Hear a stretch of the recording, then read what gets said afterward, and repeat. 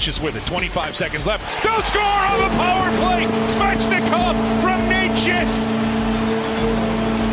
Tick-tack tied, and Carolina on the man advantage. Now, Canes were putting some pressure on, but could be an odd man rush coming the other way. Kyrou brings it in. Kochetkov, 1-2 saves on Kyrou.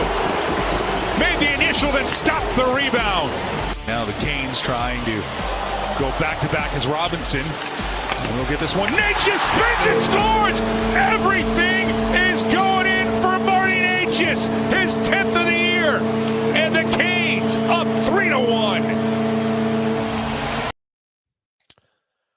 Welcome to the Canes Corner podcast, the Martiin Necas edition. I am Adam Gold. Thank you very much for spending some of your Sunday evening. I know you could be watching the Sunday Night Football broadcast of the Bengals and Chargers. Really? I'm not sure either of those teams are that great. Anyway, it's football. I get it. But when we've got the Hurricanes at 13-4-0 on the season, I don't know. Maybe we do that. So, welcome. I am Adam Gold. We're brought to you by the Aluminum Company of North Carolina. If it's for the exterior of your home, you can find it at the Aluminum Company of North Carolina on Hamlin Road in Durham. No place like it. Sammy Hanna and his crew can do a great job. They do a great job. They can beautify your home. They can make it more energy efficient. Go check them out online, aluminumcompany.com. Yes, the Chiefs are not undefeated. I don't know why that somebody's chiming in on that. I said they were no longer undefeated. They said that earlier, but that was on a different show. So let's not even worry about it. All right, let's get right to it. I thank you very much for those of you who are joining us live online from wherever you are. I know my man Mikhailov is out in Adelaide, Australia, where I believe it is already Wednesday, and the Hurricanes are getting ready to take on the Flyers. Also, shouts to our friend in Dublin, which is aptly named because the Canes got another dub today. I apologize for that joke. Callie Caniacs checking in as well. Let us know where you are. I'm going to try to keep tabs on the chat, and we'll just shout you out if I can see it. But look, we got a lot of stuff to talk about, and sometimes it moves pretty quickly. Before we continue, there is somebody that wants an 8x8 from Martiin Necas stat, meaning an 8-year contract at $8 million per. Two things about that. Right now, I'm not sure $8 million gets it done. So let's just kind of pump the brakes on it. But even if $8 million was in the cards, I mean, the dude is on pace for like 145 points. $8 million ain't going to cut it. But even if you could do that, Carolina, because the rules of the NHL are such that Necas is not even eligible for an extension until this league year is over. July 1, the Hurricanes can extend him beyond next year. So theoretically speaking, on July 1st, and let's just pretend that $8 million annually was going to be enough. The Hurricanes could hand Necas a contract, 8 years, $8 million per. On July 1, he could sign it. That's the first time he could do it because the new league year starts July 1. It's the free agency period, all of that. So nothing can happen until then. And since we're already here, let's have a little bit of that conversation real quick in terms of my conversation with Necas. And I realize that there have been times where I have been super critical of Necas to the point where I was positive that he was going to be traded. Not this offseason. I never thought he was going to be traded this offseason. Like 2 off seasons ago, when he had that really good regular season, that 71-point regular season, and did nothing in the playoffs. And I joked that he was going to get traded to Arizona.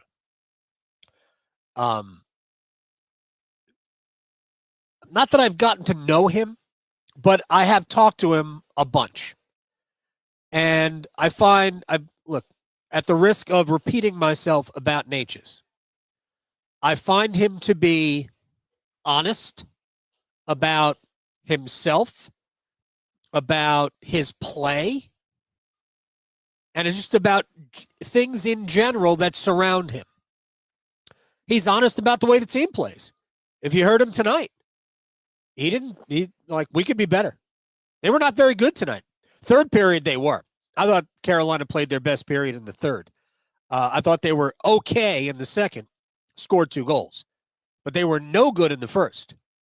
And they really, I thought, were bailed out by their goaltender for the most part today. To me, this was Pyotr Kochetkov's game. And even though Necas had 4 points, in my mind, Kochetkov was the game's first star. So, but I think, and I've said this before, my conversations with Necas have all centered around this. Not the conversations, but my takeaway from the conversations. A, he wants to be great. Not good, great. And he knows he has the skill to do it. It's about putting the rest of it together. B, he wants to be great here. I am 100% convinced of that. So those two things speak in Carolina's favor. Now, is Tom Dundon likely to sign him this offseason? Well, to be perfectly honest, I'm not sure as the owner of the Hurricanes.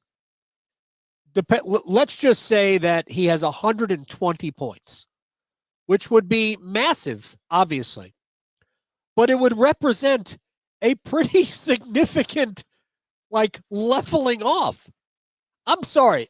I know this is not great podcast fodder, and maybe it's not great TV since we're on YouTube, but the Hurricanes have played 17 games, right?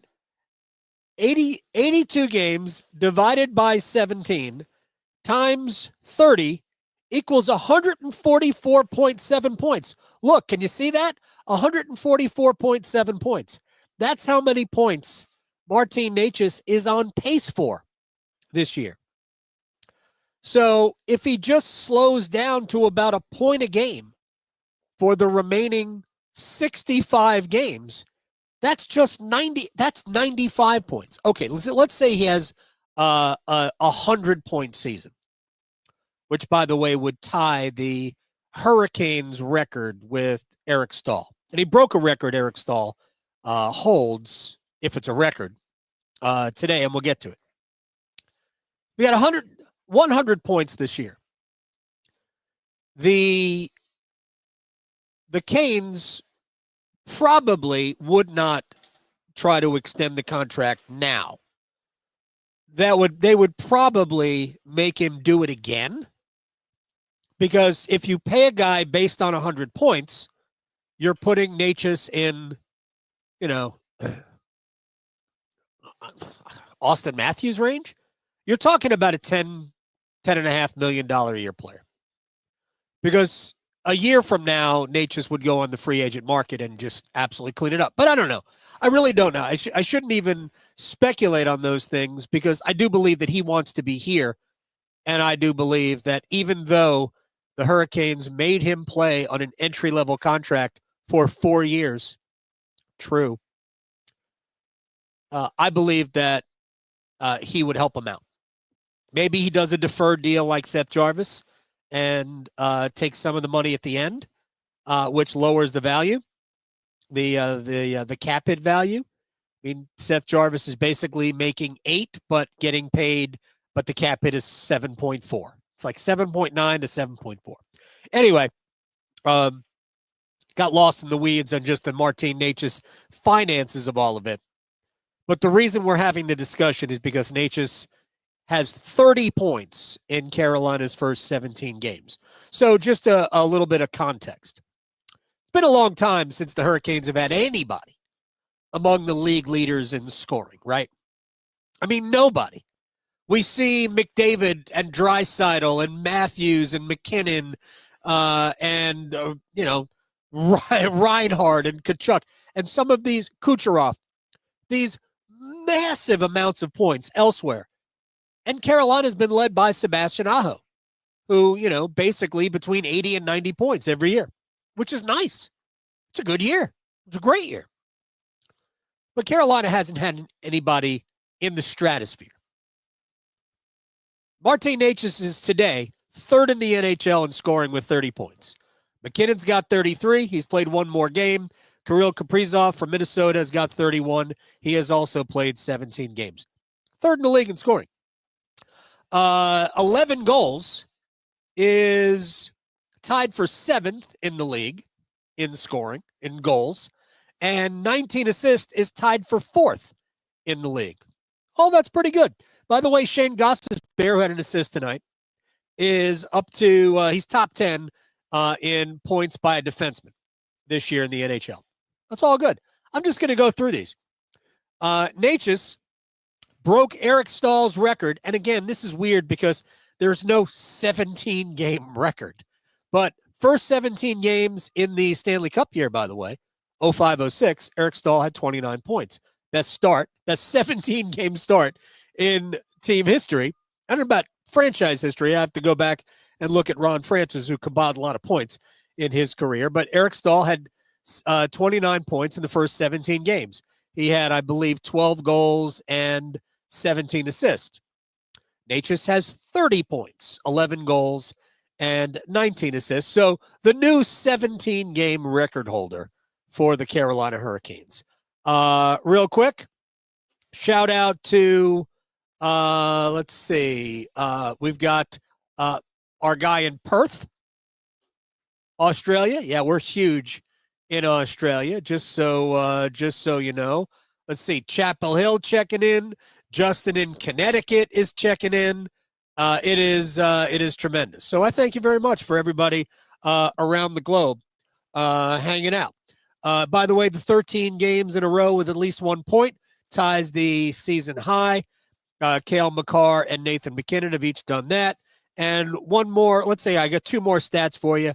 One will lead us into our next topic. So we'll give you the other one first. We're going to talk about Jackson Blake for a couple of minutes here, if we have time. Blake started the day 5th in the NHL in points by a rookie. He got one of my stars without getting on the score sheet. I thought Jackson Blake was excellent today. He's got 5 goals and 2 assists, 7 points, is 5th among rookies in scoring in the NHL. But Necas and his line were phenomenal. They were each +3, everybody. And they played with was Orlov and Chatfield a lot tonight. So the 5 of them were each +3. Remember in Utah, Necas and I think it was Robinson. One member of that line, I think it was Kokaniemi, was not on the ice for the last goal. But that line was -4.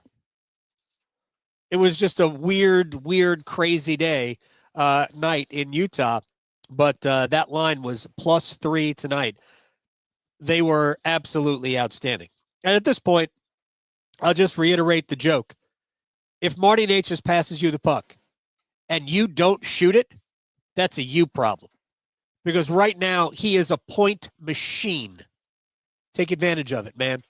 It's like, you remember the days when you were going out with your fellas, in whether it's in college or just after college, and you had a friend who was constantly, never mind. We don't have to go with, I don't have to talk about runoff with all of you people. All right. Let's get to some other things.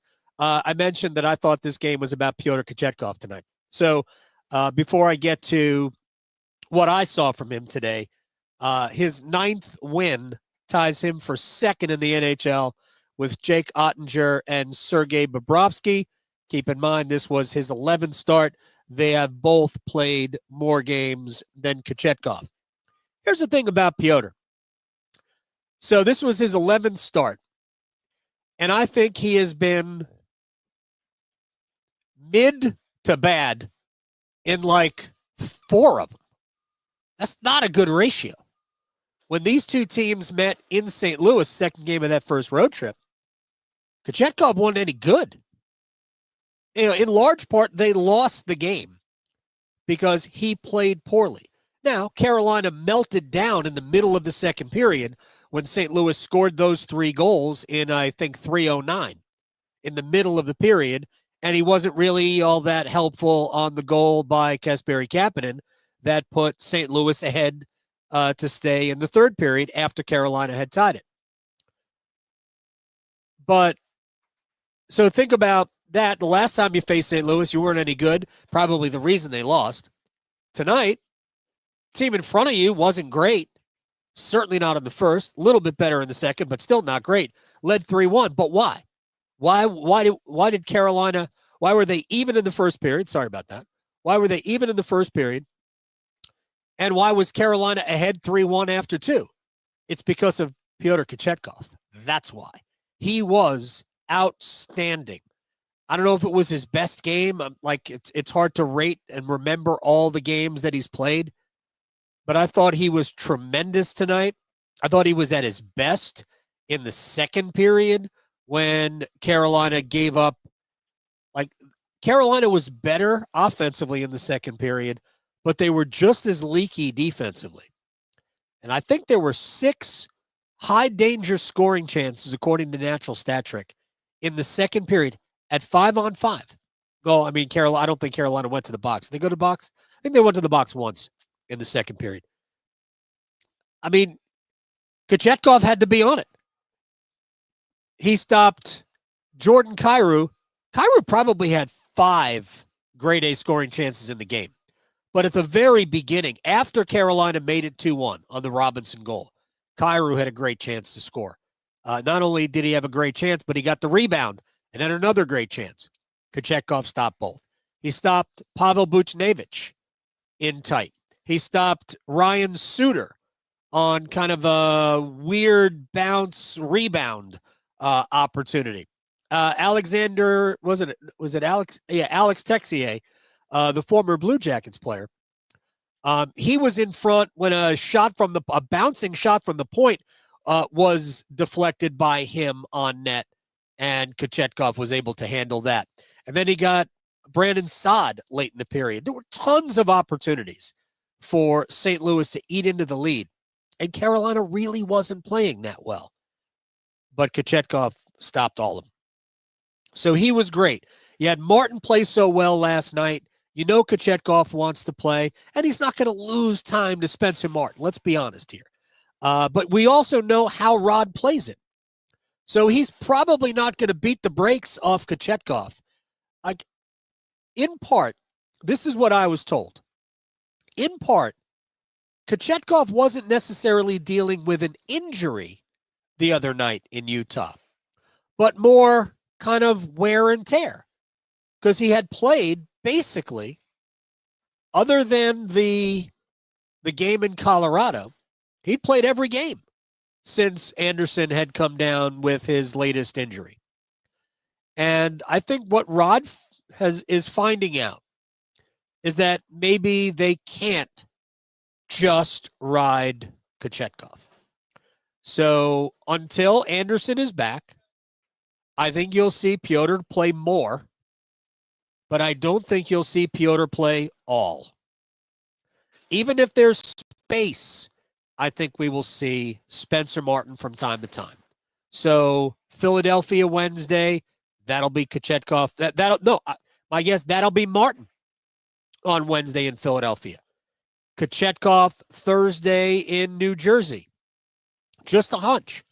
Saturday in Columbus, probably Martin going back against his old team. Monday here against Dallas, and here's where you might get a run of Kochetkov.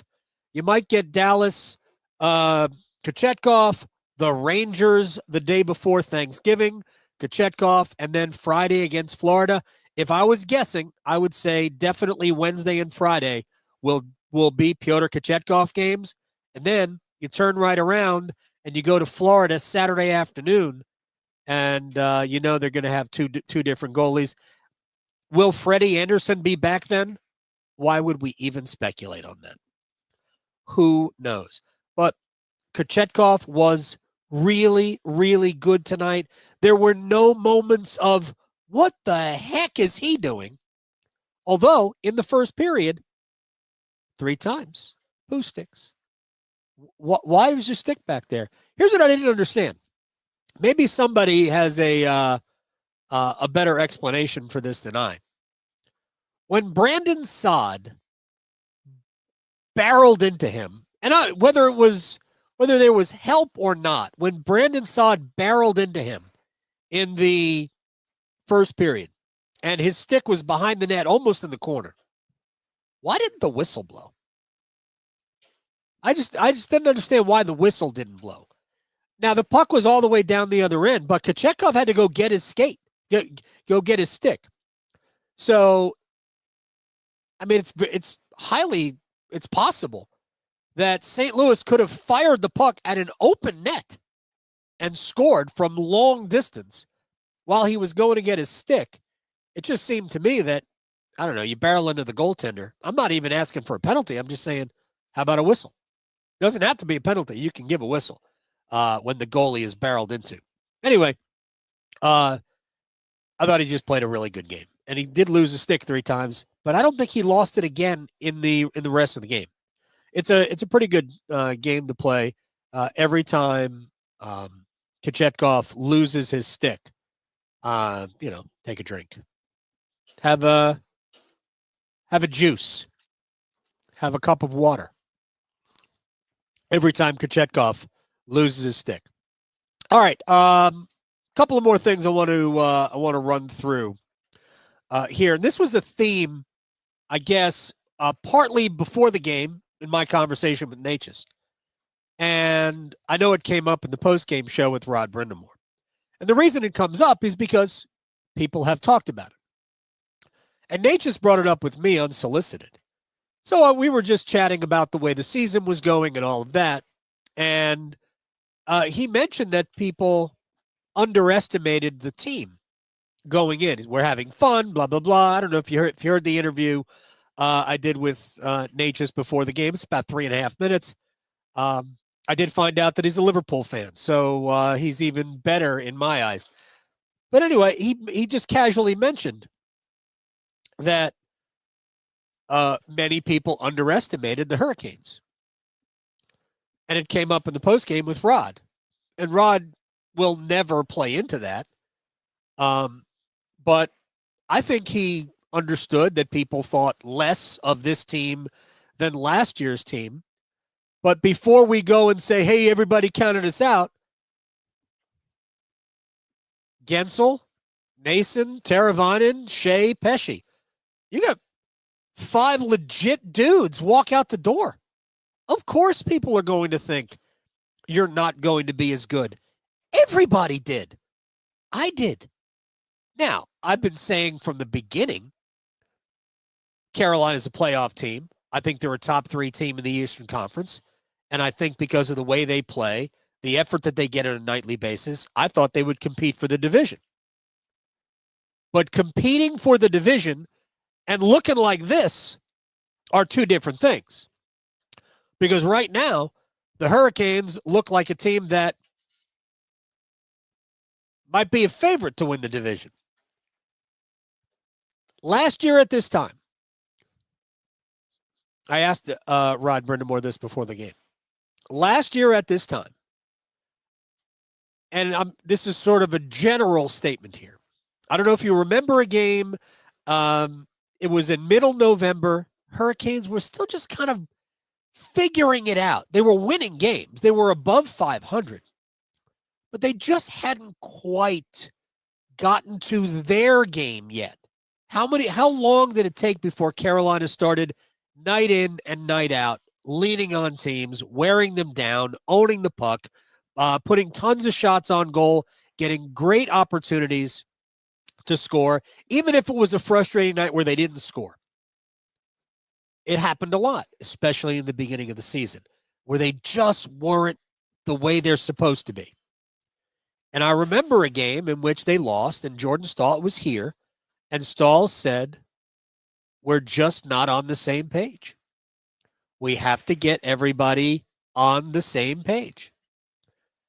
I've talked to Jordan Martinook about this. I talked to Necas about it. I talked to Rod Brindamore about it. I have talked to Jordan Staal about it. What is it that has allowed this team that, apart from the opener, and to a certain extent tonight, essentially be dominant for almost every period? Now, sure, there have been some periods in there where they played poorly. Second period against Colorado, second period against St. Louis, right? There have been plenty of those.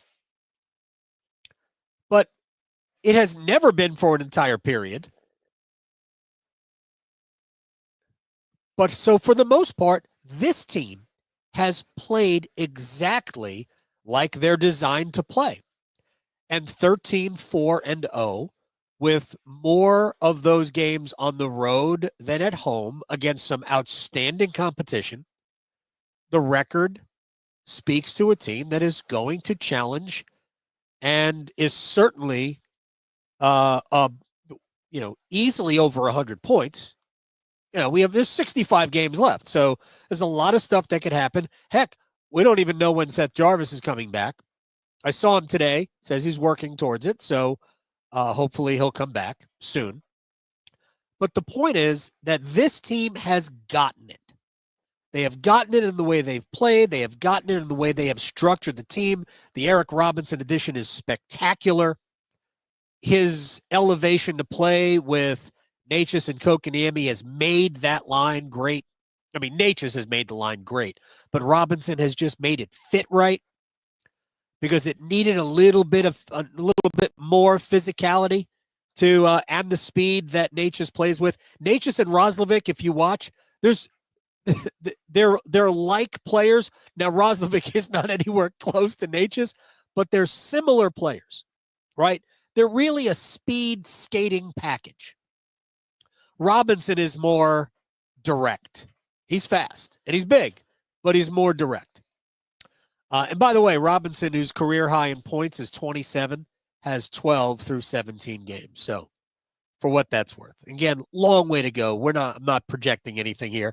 I don't think Nature's going to get 145 points. But it all comes back to the fact that people thought that this team was going to take a step back. And when you add up the points that Guentzel, Nason, and Teravainen provided, the minutes, the ice time, and the points that Brady Skjei provided, Brett Pesce, not points, but stalwart, shutdown defensive guy.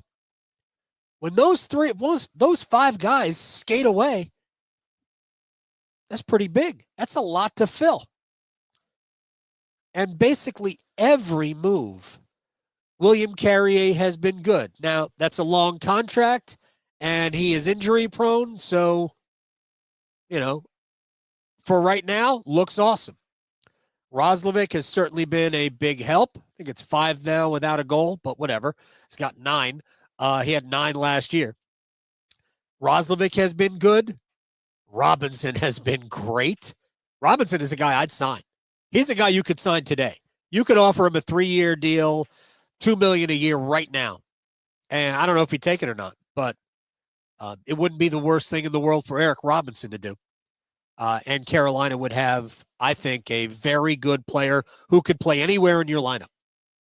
With his speed and his direct nature, a little bit of physicality, he can play anywhere in your lineup. He's young. I'd do it. So I don't know what they're thinking about, but I would certainly get that done. So this team just works. And now you're seeing the benefit of the system and the talent of the players and the fact that Martiin Necas is absolutely on one. All right, one more thing, and we are going to be super, super quick here. Jackson Blake is a creative force on the ice. Now, when Seth Jarvis comes back, he'll get his spot back on the top power play unit, and Jackson Blake will go back to the second power play unit. So Blake is getting his ice time is being elevated because he's getting a lot of power play time. And that will be reduced when Seth Jarvis becomes healthy, barring another injury. But Rod Brindamore, he told me this today, they have to find a way to get him on the ice more.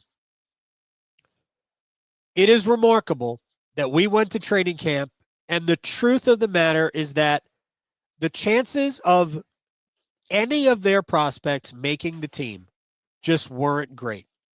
They just weren't. Remember, Brendan Lemieux and Tyson Jost are in the minor leagues. Jost is now here, but he'll go back as soon as everybody's healthy. They are in the minor leagues on NHL salaries. Those guys are getting paid NHL salaries to play in the minor leagues, in the American Hockey League. And they went into this season not really expecting any of their prospects to make the team. And then we saw Jackson Blake play. And then we went, there's something there. And he got 4 preseason games, and he basically gave the head coach no choice. Like, too good. All right, so you're playing. Now where? Where do you play? Where do you put Jackson Blake? Well, he can't be on the 4th line, except when you watch Drury, Blake, and whoever's with him, Yost or William Carrier, the start of the season, it was Eric Robinson. When you watch them play, they don't look like a 4th line to me. I mean, they do, but they're good. So I mentioned this in the aftermath. Jackson Blake was 3rd among forwards in ice time tonight. Now, it's not always that way. You don't always have a 3-1, then a 4-1 lead in the 3rd period in a game where you can use all 4 lines and you decide to use your 4th line a lot. You don't always have that.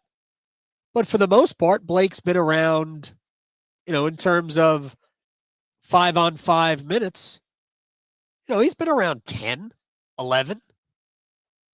There's nothing wrong with that for a 21-year-old rookie. But he is creatively an excellent, excellent player.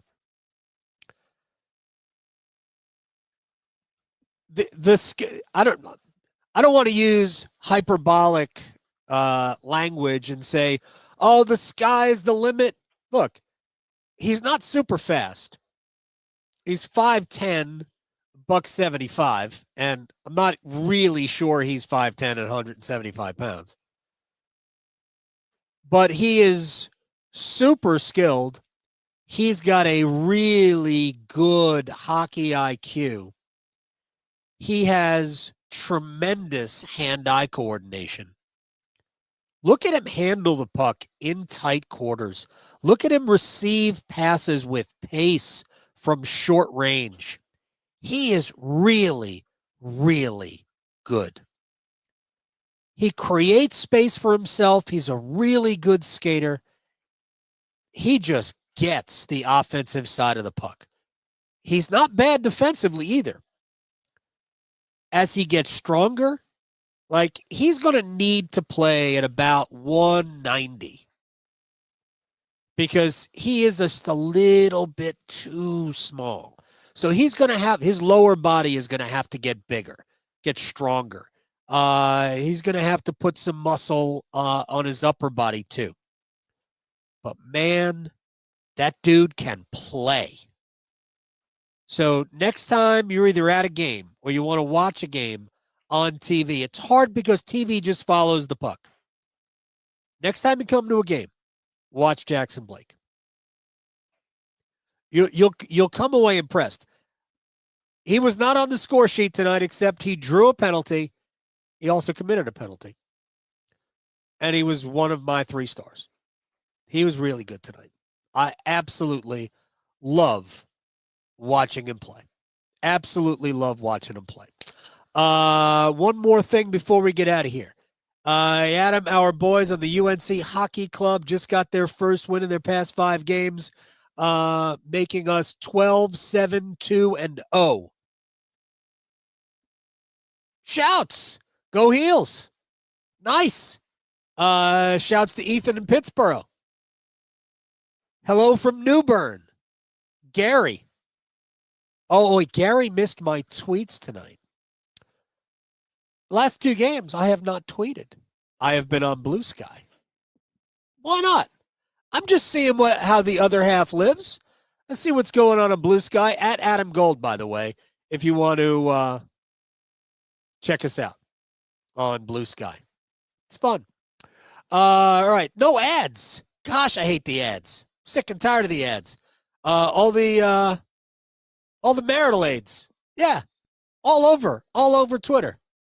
I don't need that. I'm trying to watch a hockey game. I don't need to be distracted with that. All right. We're done. We went a little longer than I wanted to, or than we normally do. Not that I want to. I always want to go longer. Story of my life. We're brought to you by the Aluminum Company of North Carolina. If it's for the exterior of your home, you can find it at the Aluminum Company of North Carolina on Hamlin Road in Durham. No place like it. Shouts to you, Brandon and Garner. Check out aluminumcompany.com for all of your exterior home improvement needs. We'll talk to you after the Canes and the Flyers on Wednesday, Thursday, Saturday. Might not be around Saturday. That's a game time decision. And then Thanksgiving week, Monday, Wednesday, Friday, Saturday. Busy times ahead. That week, by the way, going to be fun. All right. We'll see everybody after the Canes and the Flyers on Wednesday. I am Adam Gold. Thank you so much for hanging out.